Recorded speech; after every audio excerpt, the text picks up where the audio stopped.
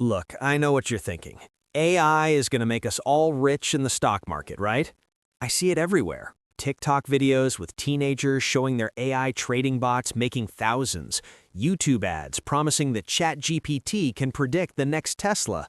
And honestly, I was skeptical. So I decided to do something that probably sounds insane. I gave ChatGPT $100 and let it make all my trading decisions for an entire month. My name is Oric, and I spend way too much time thinking about whether technology can actually make us better investors, or if it's just making us broker faster. If you're someone who's been tempted by those AI trading signal services, or you've wondered if ChatGPT could manage your portfolio better than you can, make sure to hit that subscribe button and give this video a thumbs up if this helps you out. Here's the thing. Before we get into what actually happened with my $100, we need to talk about why this matters. Because according to a 2024 study by the CFA Institute, over 60% of retail investors under 35 have used some form of AI or algorithmic trading signals in the past year. 60%. And here's the kicker. The average person using these tools underperformed the S&P 500 by almost 8% annually. Not because AI is stupid, but because of how we're using it. So let me walk you through my experiment, what I learned, and why this completely changed how I think about investing with AI. I started on January 2nd with exactly $100 in a real brokerage account, not a simulator, real money. I set up a simple system.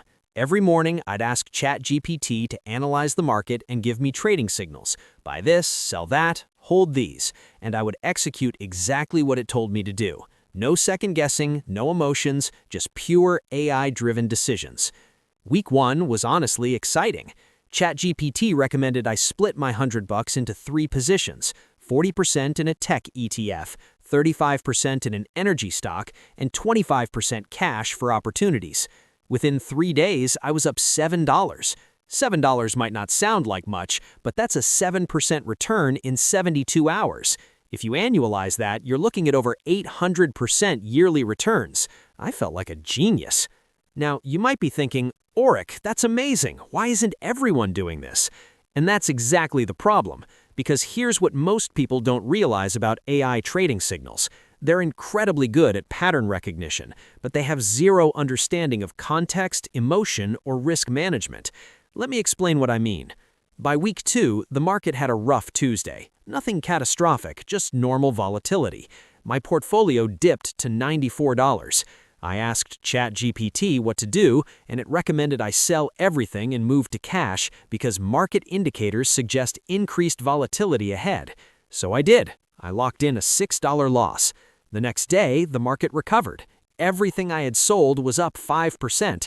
If I had just held, I'd be sitting at around $110. Instead, I had $94 in cash watching from the sidelines. This is where it gets really interesting. I started digging into why this happened, and I discovered something that completely changed my perspective.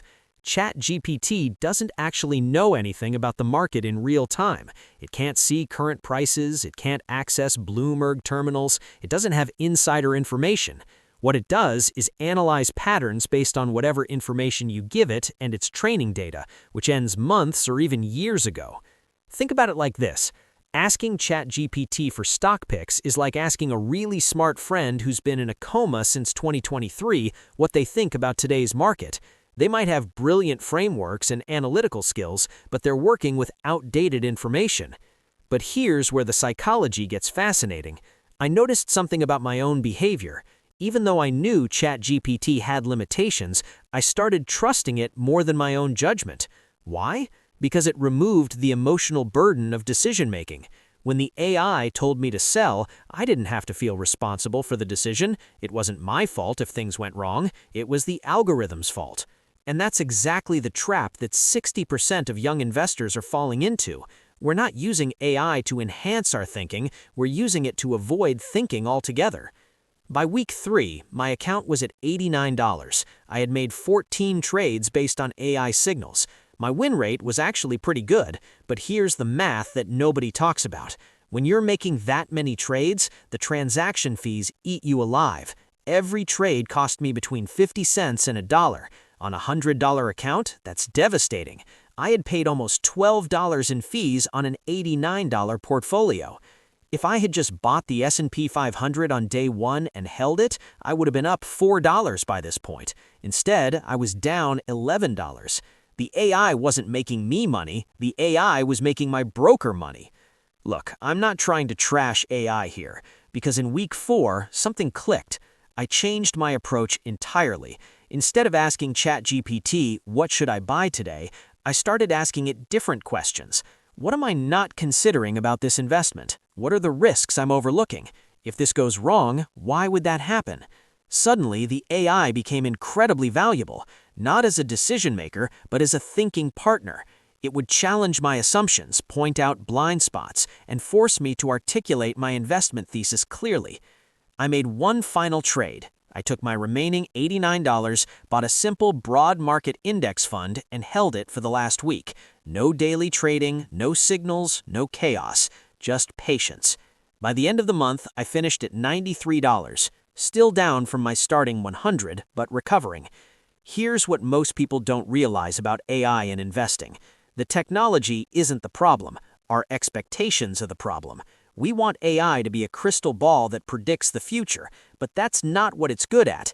AI is exceptional at processing information, identifying patterns, and challenging assumptions. It's terrible at predicting random market movements and understanding the irrational human behavior that drives those movements.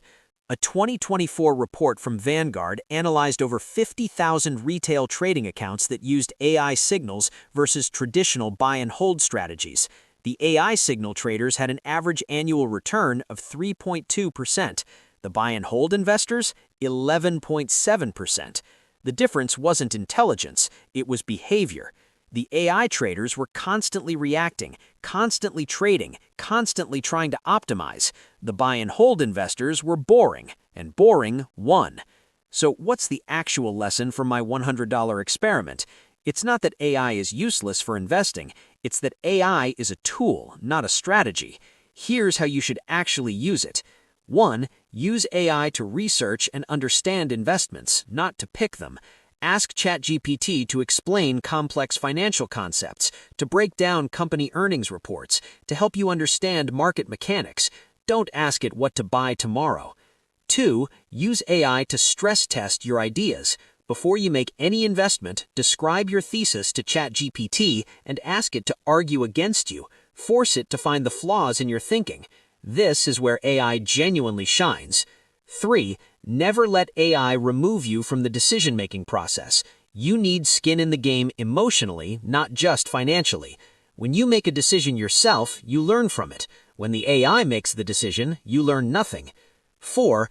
Understand that transaction costs and taxes will destroy any marginal edge AI might give you. If the strategy requires constant trading, it's probably a losing strategy for retail investors. Here's the reality. AI will not make you rich in the stock market, but it might make you smarter if you use it correctly. The future of investing isn't humans versus AI. It's humans using AI to become better versions of themselves. My $100 experiment cost me $7 in the end, but it taught me something worth way more than that. It taught me that the most dangerous thing in investing isn't making the wrong decision, it's outsourcing your thinking entirely.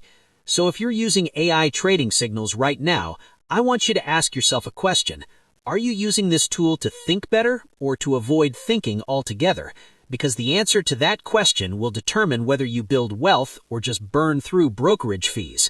The market doesn't reward you for having access to fancy technology. It rewards you for patience, discipline, and clear thinking. AI can help with that last part, but only if you're still the one doing the thinking.